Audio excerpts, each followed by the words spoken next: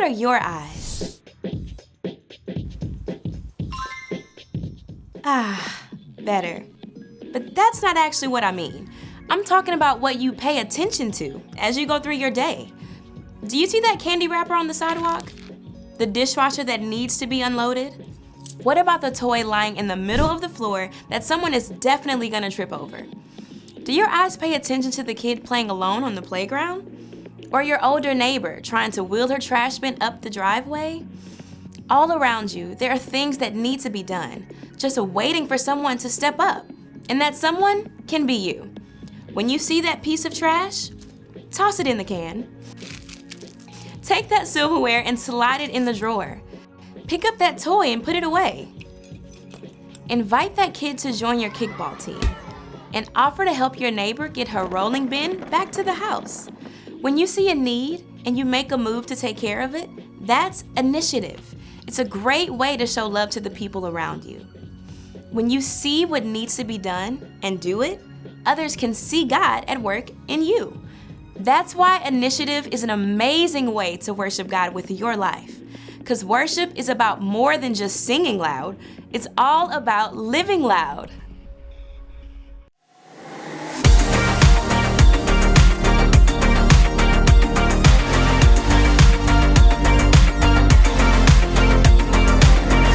Help me, God, to see what you see. You are doing a great work in me. I've decided I can't stand still. No, you have given me purpose. All my heart is yours. All my life is yours. I will make a move for you, for you. All my heart is yours. All my life is yours. I will make a move for you. Make a move for you. Make a move. Make a move. Make a move for you. I will make a move. Make a move. Make a move for you. I will.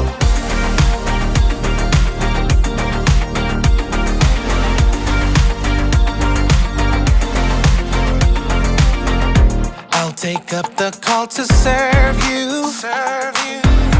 You have given me a job to do. I wanna love the world just like you. Yeah. You have given me purpose. All my heart is yours. All my life is yours. I will make a move for you, for you. All my heart is yours. All my life is yours. I will make a move for you. Make a move for you. Make a move. Make a move. Make a move for you. I will make a move. Make a move. Make a move for you. I will.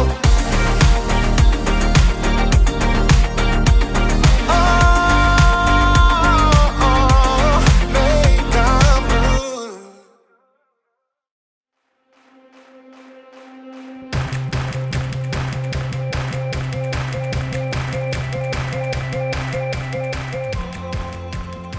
Hello, people of Earth! It's me! Jacob! Oh, there it is. That's how I... Nope, that's not it, Jacob. Okay. Okay. Nope, it's back on again. Okay. And I am ready for launch. I mean, Not really. I don't actually have a rocket or anything. But I am ready for initiative. Initiative is seeing what needs to be done and doing it. Astronauts are really great at showing initiative. When they see what needs to be done, they don't just ignore it. They do something about it. They even have this thing they do before every launch. It's called a status check, and it works like this. Rocket fuel, check. Oh. Rocket fuel is a go. Red switchy thing, check. Red switchy thing, red switchy thing is a go. Power thrusters, check. Power thrusters. Power thrusters are a gross. I can't check the power thrusters because somebody left a dirty sock here. Well, can you move the dirty sock? I mean, I could, yes, but it's not mine. I didn't leave it here. And so I don't think it's my job to move the sock. I suggest that we halt the launch until whoever left the sock here comes and gets it themselves. Copy that. Holding launch for a dirty sock. Good. Roger that. I wonder how long I'm gonna have to wait for someone to come get this sock. Probably gonna be here for a while. You know what? Today's story is about a guy who saw something that needed to be done, and he did something about it, even though it wasn't his responsibility. Sounds like a great guy. Will somebody come get this sock? It smells. Some people, am I right? Ugh. The Bible. It's 66 books of history, stories, letters, and poetry that fit together to form God's one big story. The epic adventure of how He created us and loves us so much that He made a way to rescue us. As we travel through the Bible, from Genesis to Revelation, we discover people who met God and found their lives changed forever. Now, for an amazing story. Inspired by the book of Nehemiah, chapters 1 and 2. Over and over, the Israelites promised to be faithful to God. But over and over again, they turned away from Him. At last, God allowed enemy armies to take His people captive and carry them off to Babylon, nearly 1,000 miles away. After 70 years, God allowed some of His people to return to Jerusalem and rebuild the temple. But back in Babylon, now part of Persia, the rest of the Jews had made lives for themselves. In fact, a Jew named Nehemiah had become quite important. Greetings. I am cupbearer to the king. A cupbearer was like a bodyguard who checked to make sure that no one poisoned the king's food or drink. Nehemiah was likely a trusted advisor. Your Majesty, may I suggest the date pudding? But though it was nearly 150 years since the Israelites had left Jerusalem, Nehemiah's heart was still in his homeland. When his brother Hanani returned from his trip to Judah, Nehemiah had a chance for some news. Brother, how are the people left in Jerusalem? Some are still alive, but they're having a hard time. Oh no. The wall of Jerusalem is broken down. The gates have been burned with fire. People are ashamed. That's terrible. A city without walls could never prosper. The people would always live in fear of being attacked. I'm sorry to bring such bad news. No, I'm glad you told me. Dismayed, Nehemiah sat down and wept. He couldn't even eat for several days. Instead, he poured his heart out to God. Lord, you are a great and wonderful God. See how your people are suffering. Please listen to me. I'm praying for the people of Israel. We Israelites have committed sins against you. We haven't obeyed the commands you gave to Moses. Nehemiah reminded God of the promise He made to His people. You said, if you people are not faithful, I will scatter you among the nations. But if you return to me, I will bring you back. Lord, please pay careful attention to my prayer. Give me success when I bring my request to King Artaxerxes. For 4 whole months, Nehemiah prayed daily to God. He knew before taking action, he needed to listen and prepare. At last, he was ready. Your Majesty. Anyone who came before the king was supposed to appear happy. But for the first time, Nehemiah allowed his true feelings to show. Oh, why are you looking so sad? May you live forever? Why shouldn't I look sad? The city of my people has been destroyed, and fire has burned up its gates. The king could have been annoyed and ordered Nehemiah to be punished, but God moved his heart. Well, what do you want? Nehemiah prayed silently for the right words. Send me to Judah. Let me go to the city of Jerusalem. I want to rebuild it. The king frowned and glanced over at the queen. At last he said, How long will your journey take? When will you get back? Precisely as many moons as are required. Fair enough. Dismissed. Nehemiah turned to leave, but he knew there was more he needed for the job. If it pleases you, may I take some letters with me? I want to give them to the governors west of the Euphrates River.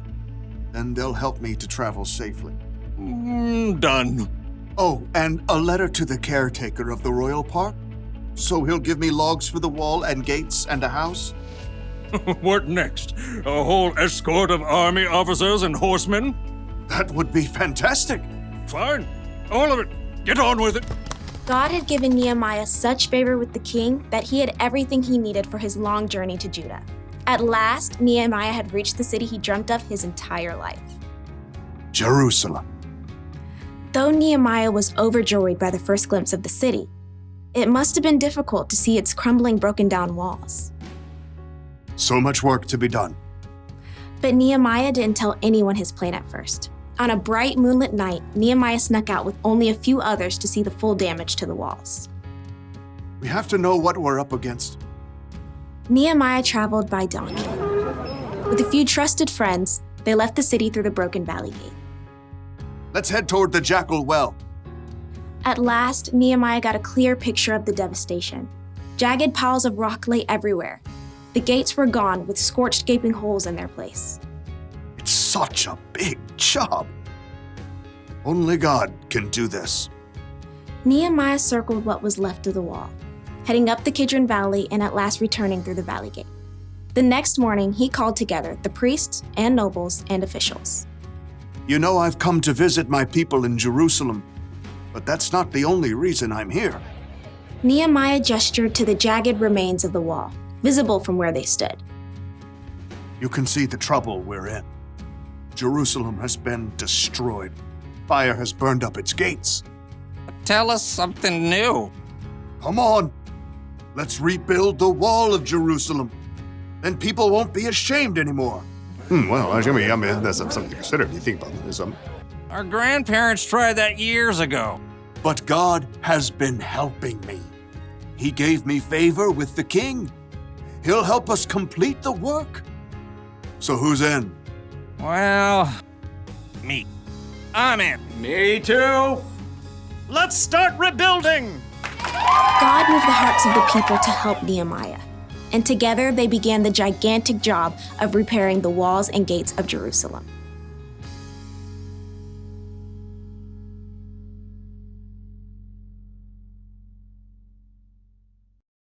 You ever see a piece of trash on the ground and just walk by without picking it up because you didn't put it there? Or maybe someone didn't clean up after themselves when dinner was over? Do you just leave the messy dishes lying around? Do you ignore someone else's dirty sock? A lot of people see what needs to be done, but then don't do it because it's not their job. It's not their responsibility. But showing initiative means getting things done, not waiting for someone else to do it. That's what Nehemiah did when he started rebuilding the wall around Jerusalem. It's what Jesus did too. When he saw a need, he did something about it. He healed people who needed healing. He taught people who needed to learn. And Jesus took care of our greatest need when he died on the cross for our sins. So, if you want to show initiative, don't just see what needs to be done, do something about it. Do a status check. Do you see any dirty dishes? Dirty dishes. Oh! Dirty dishes. Cleared away. Check. Do you see any trash? Water bottle? Recycled. Check. Do you see a dirty sock? Dirty socks cleared away, even though it's not my job. Check. Here's the one thing to remember today. Don't wait for someone else to do what needs to be done. Initiative takes a lot of work for sure, but it's worth it. It helps you, it helps other people, and it helps the world. And maybe, just maybe, it can help the universe.